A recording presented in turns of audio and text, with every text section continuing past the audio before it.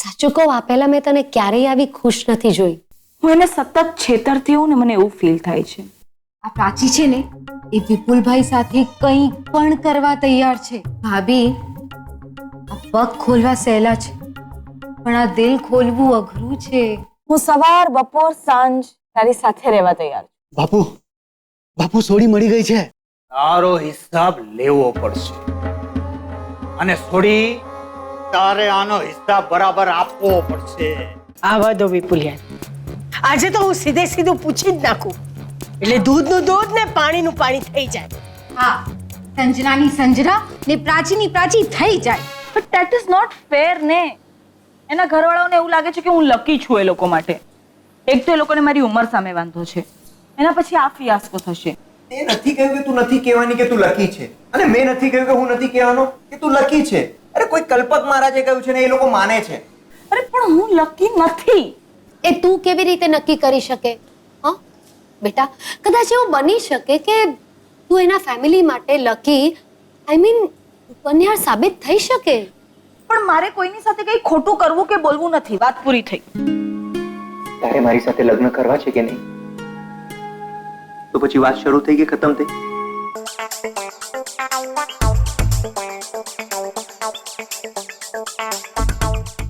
બાપુને ઘણી ખમ્મા. બાપુ સરનામું ગોતી જ લીધું છે. અમે તો અંતર્યામી છો બાપુ. તમારી વાત 100% સાચી છે. અહીં મારી સામે જ મલાડમાં જ રહે છે બાપુ.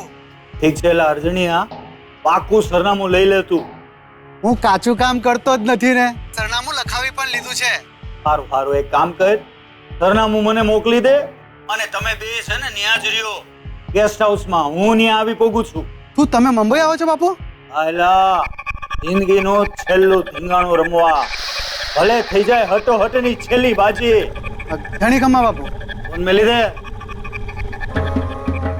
અરે તું મને આમ અંતરિયા રેઢો મેલીને ભાગી ગઈ હે? તને શું લાગતું કે હું તને એમને એમ જવા દઈશ? હવે I am coming to get you Sanjana, very soon.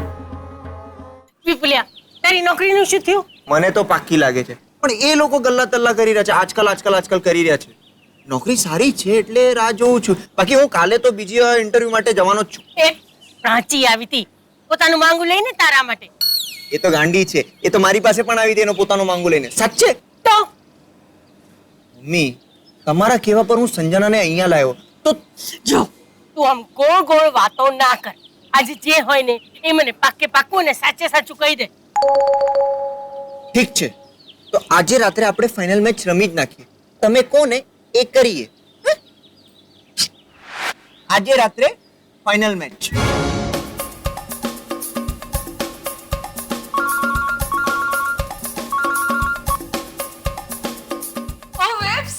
I'm so happy that you called. હુકમ મેરે આકા. એક કામ કરજે, આજે સાંજે છે ને 6 વાગે ઘરે આવી જજે. હા, Really? ઘર કોઈ નથી? બધા જ છે, હાઉસફુલ. આવી જજે. Okay.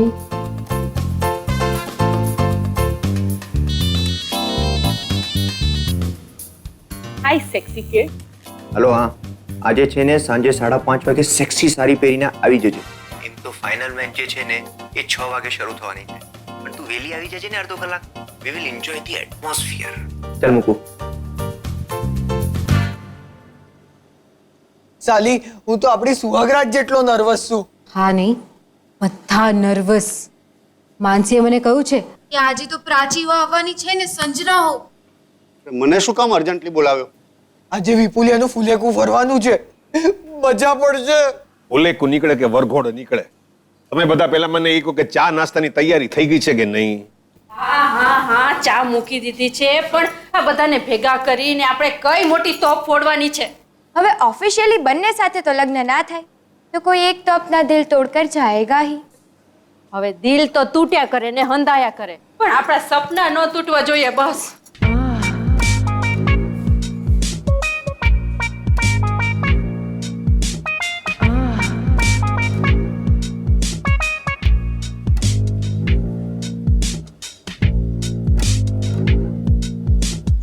મને વિપુલજીએ 6 વાગે આવવાનું કહ્યું હતું, પણ થોડી નર્વસ થઈ ગઈ એટલી વેલી આવી ગઈ? અહીંયા બધા નર્વસ છે, બધા અંધારામાં તીર મારે છે અહીંયા તો.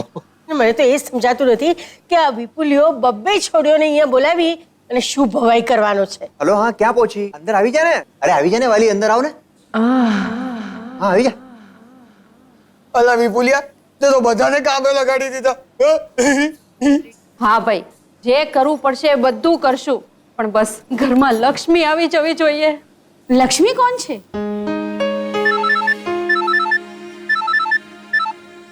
Hello, ya Vipul Maniyar here. Ya yes okay, ya fine. Hi, I'm Sanjana. And I know you're Prachi. Oh that's great, thank you very much. હું તમને કાલે જ મેસેજ કરી દઉં છું. અને હા, બધા ઈમેલ પણ મોકલાવી દઈશ. આ નેક્સ્ટ મહિનાની હું 1st તારીખથી જોઈન કરી લઉં છું job. Yeah sure, yeah thank you very much, thank you. બા, મારે નોકરી લાગી ગઈ. બાપુજી, નોકરી કેટલા દિવસથી રાહ જોતો તો નોકરી લાગી ગઈ. અરવિંદભાઈ, મારે નોકરી લાગી ગઈ. આશીર્વાદ આપો. ભાભી, તમે પણ આશીર્વાદ આપો. તું પણ આપી દે. સોરી. એટ લાસ્ટ મારી નોકરી લાગી ગઈ. Thank God. કઈ પેલી ચા ઢોળાઈ હતી એ? ચા ઢોળાઈતી એટલે? એટલે એમ કે તમે ઇન્ટરવ્યૂ દેવા જતા હો અને કોઈ છોકરી તમારા પર ચા ઢોળે તો એ શુકન થાય એમ. એટલે વિપુલભાઈ ઉપર જે છોકરીએ ચા ઢોળી હતી ઇન્ટરવ્યૂના દિવસે, એ આ સંજના જ છે. આપ સ્માર્ટ હે ચાચી.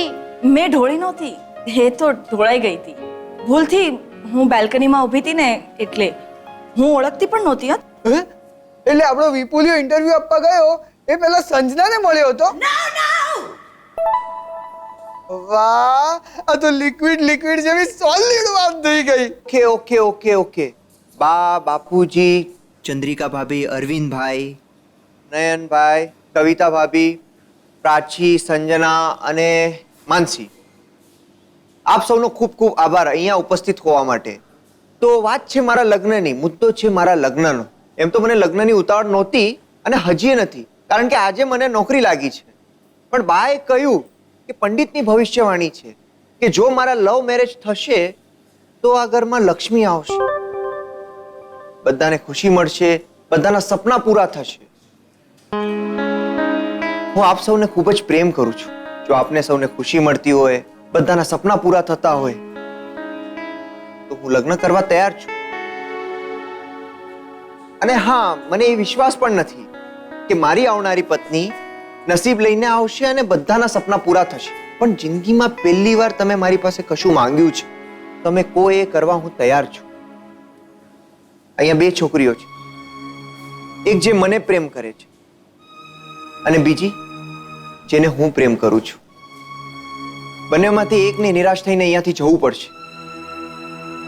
એના માટે હું પહેલાથી જ માફી માંગી લઉં છું.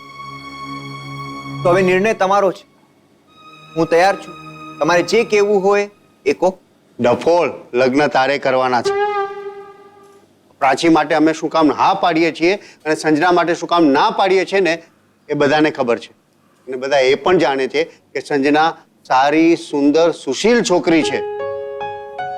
પ્રોબ્લેમ માત્ર એની ઉંમરનો છે અને એ વાત સંજના પણ જાણે છે. હા, અને આ બધી તો નસીબની વાત છે. અરે પ્રાચી તો એકની એક દીકરી છે અને એના પપ્પા પણ. મમ્મી, તું સમજતી નથી. પ્રાચી મારી બેસ્ટ ફ્રેન્ડ છે, પણ તું સમજ. પ્રાચીના પપ્પા પાસે બહુ પૈસા છે. એ આપણા ઘરે આવશે તો પૈસા આવશે, દહેજ આવે, પણ નસીબ નહીં આવે. તારે નસીબ જોઈએ છે, દહેજ નહીં. ક્યાં બાત હે માનુ, મારા તરફથી તને આખી chocolate.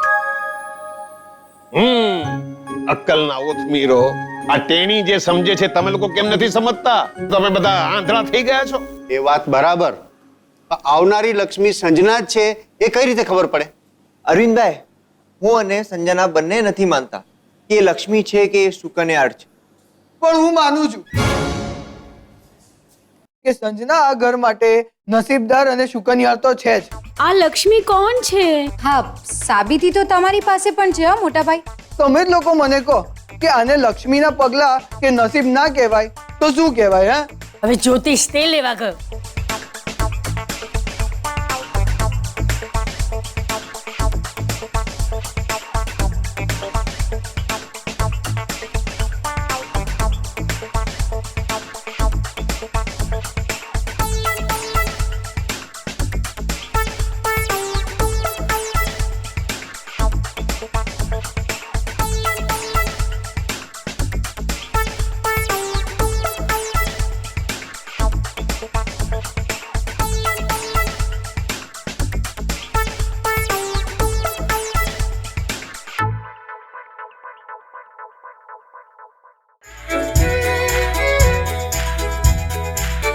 Sony Live. We live to entertain. Download the app.